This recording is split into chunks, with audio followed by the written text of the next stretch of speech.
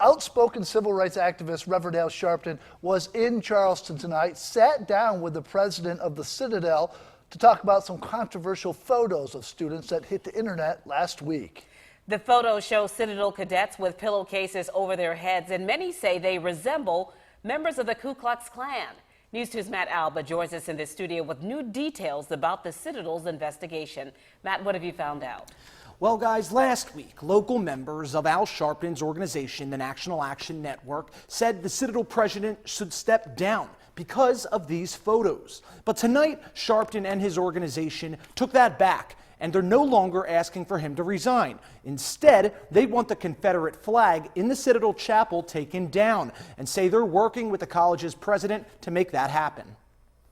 Reverend Al Sharpton called these photos despicable. Putting on hoods with a Klan mentality is only to relive the worst fears and the worst anxiety among all Americans of goodwill. After these pictures of Citadel cadets were posted on Facebook last week, local members of Sharpton's organization, the National Action Network, called for Citadel President Lieutenant General John Rosa to resign. But I believe that this president is willing to work together. But after a closed-door meeting with the college's president Wednesday night, they learned more about the incident. Students, allegedly, were taking part in a Christmas skit about the ghosts of Christmas past. The good news I did hear, though, from the president is that the upper-class white students in the room told them to take them off. They said it was only a few people that actually participate in the hood, and he said most of the upperclassmen came and tell them to stop it. This is not the Citadel, to remove the hood. But Sharpton and his team are now calling for other symbols of what they call racism at the Citadel to change, such as the Confederate flag that's still flying in the chapel. We're coming to ask the state legislature to allow and to instruct the flag to come down in the Citadel. Sharpton says even the college president wants the flag gone. He himself would like to see the state assembly allow them to take the flag down. I think that we can work with this president now.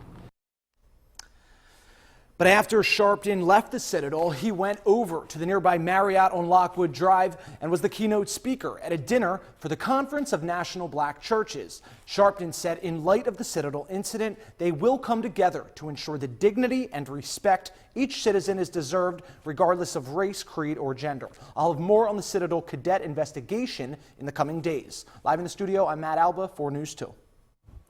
All right, Matt, thank you. And while Reverend Al Sharpton was the keynote speaker at that dinner, also honored during the dinner tonight were families of the victims and survivors of the Emanuel shootings in June. Yeah, their words brought the crowd to a standing ovation.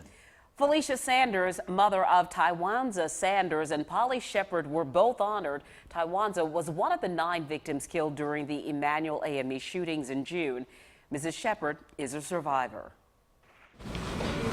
But because my son, 26 years old, he gave me a gift. He saved my life. He died for me. So I'm sad, but I really don't have anything to be sad about. Because of him, I am here. Mrs. Shepard, you are a survivor. I have no way of knowing how you feel. You know that we cover you. You know that we love you, and that we will always pray for you. Charleston Mayor Joe Riley was also honored tonight during that dinner for his work in Charleston following the Mother Emanuel shootings.